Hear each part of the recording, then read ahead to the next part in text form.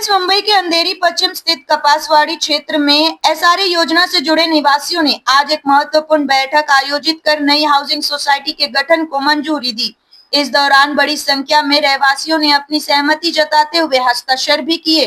Friends, नई Shivaji Nagar cooperative housing society के गठन को लेकर स्थानीय निवासियों में उत्साह देखा गया। आने वाले समय में ये समिति क्षेत्र के विकास और रहवासियों के हितों से जुड़े मुद्दों पर काम करेगी। आइए देखते हैं वीडियो। मेरा नाम कार्तिक देवेंद्र है।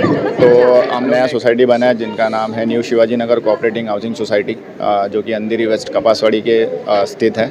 तो उनके इम्तियाज़ अंकल, पापे भाई एंड सरोना अंकल के मार्गदर्शन में सोसाइटी बनाई गई और हम सब मेंबर्स मिलके एक कपासवाड़ी को एक डेवलपमेंट के वजह से हम लोग ने एक सोसाइटी बनाया कि जहाँ पे गरीब लोग जो है जिनके पास घर अभी जिनको मिला नहीं है, तो उनके लिए हम लोग ने एक रखा है कि एक सोसाइटी बना के उनका जो भी डॉक्यूमेंट्स वगैरह प्रॉपर है कि जिनको नहीं मिला उनको घर मिले। और इसी कारण हम लोग ने एक सोसाइटी स्थापित की है नई। मौला अली अल्फू चौहान मेरा नाम है। हम लोग ने नई एक सोसाइटी बनाई है new Shivaji Nagar cooperative housing society, जो वर्सोवा लिंक रोड पे है, जहाँ पे इम्तियाज़ भाई के मार्गदर्शन में हम लोग सब लोग काम कर रहे हैं। इम्तियाज़ भाई सोसाइटी के अध्यक्ष है, सरोना भाई है, कार्तिक भाई है, समीर भाई है और हमारी जो पीछे लेडीज़ खड़ी है वो सब है। हम लोग एक डेवलपर के पीछे जब जा रहे हैं, उसके पीछे हम इम्तियाज़ भाई के थ्रू काम कर रहे हैं। मैं सरोना बाबू आचार्य। एक्चुअली अभी हम लोग का ये काफ़ी टाइम से बहुत पब्लिक के साथ में जो हो रहा था, घर नहीं मिल रहा था। नई कमेटी बनाने का खास नई कमेटी इसके लिए बनाया गया है कि हम लोग ने बहुत कोशिश किया कि हमारे जो पीछे जो कमेटी थी हमारे लिए कुछ मायने नहीं रखती थी वो लोग, लेकिन अभी हम इम्तियाज़ भाई को लेके, पापा भाई को लेके, सबको लेके अभी हम कुछ यंग स्टार लोग मतलब जो भी है उन लोग को सब मिल के अभी सबको घर मिलना चाहिए बोल के हम लोग का कोशिश है। और क्या क्या यहाँ पे तकलीफ है?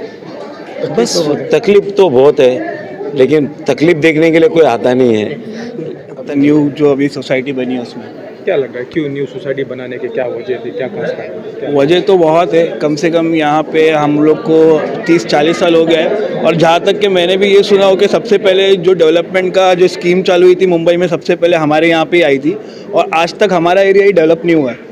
तो हमें कोशिश करना चाहिए कि हम किसी तरह डेवलप करें। तो अभी नई शुरुआत की है इम्तियाज़ भाई ने कि हम कोशिश कर रहे हैं कि इंशाल्लाह हम लोग ने पूरी एक नई सोसाइटी रेडी करने की तैयारी की है, तो जिसमें हम लोग सब मिल के काम करेंगे। जो सोसाइटी सिर्फ अपने लिए नहीं पब्लिक के लिए काम करेगी और उसमें हमारी पूरी कोशिश रहेगी कि हम अपनी तरफ से जो सही तरीके से उस पर चलते हुए काम करें और पब्लिक के लिए भला करने का सोचें। और हमने भी बचपना उधर ही निकाला है, तो कोशिश करेंगे कि सब डेवलप्ड हो, ताकि जैसे मुंबई में हर जगह डेवलपमेंट हो रहा है तो हमारे यहाँ भी डेवलपमेंट आ जाए।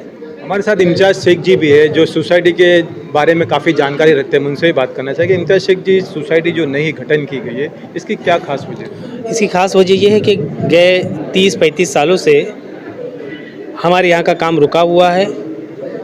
यहाँ का जो पहला बिल्डर था किरण हिमानी, उन्होंने काम नहीं किया। इसकी वजह से दूसरा बिल्डर लाए लोगों ने।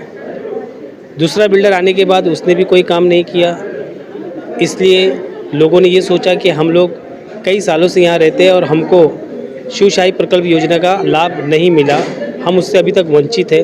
और सरकारें जो भी आई वो सब इसलिए प्रयास करती है ताकि लोगों को अच्छा घर मिले, वाटर, मीटर, गटर, ये सब चीज़ों से अपने को साफ़ सुथरा मिले, एक गार्डन मिले, अच्छा माहौल मिले। इसके लिए सरकारें काम करती है, लेकिन उसका लाभ हमको आज तक नहीं मिला। इसलिए हम लोग मजबूर होकर एक नई सोसाइटी फॉर्म किए, new Shivaji Nagar cooperative housing society. और इसको फॉर्म करने के बाद हमारे मन में एक नई उम्मीद जगी जब महाराष्ट्र के मुख्यमंत्री माननीय देवेंद्र फडणवीस जी ने ये कहा कि एसआरए जनता दरबार लगा करके जिन लोगों के प्रॉब्लम्स है वहाँ क्यों देरी हुई, घर लोगों को अपात्र किया गया है या पात्र किया गया है या पात्र नहीं हुआ अभी तक, या वहाँ पे बायोमेट्रिक नहीं हुआ है। तो बायोमेट्रिक नहीं हुआ है तो वो सारा काम करने की जवाबदारी ये सरकार ने अपने कंधे पे ली है।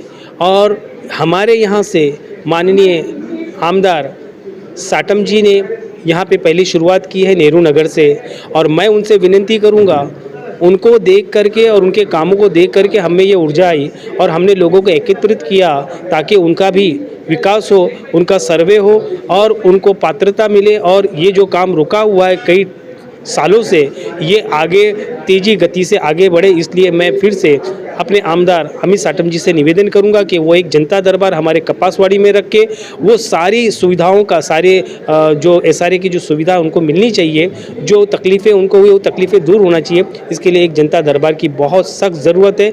फिर से मैं रिक्वेस्ट करूंगा अमित साटम जी से कि वो हमारे कपासवाड़ी में एक जनता दरबार रखें। यहाँ पर पिछले कई सालों से काम रुका है, यहाँ पे कुछ बिल्डिंगें बनी भी हुई है, तो वहाँ से उस बिल्डिंग जो बनी हुई है प्रोजेक्ट से हट के आप लोगों के घरें हैं? जी जी जी, ये जो बिल्डिंगें बनी थी ये 2002-03 में बनी थी, जिसको आज मेरे ख्याल से 25 साल से ज़्यादा हो गया है। और वो बनाया उस वक्त 225 का एरिया 95 में एसआरडी के अंतर्गत वो काम हुआ था।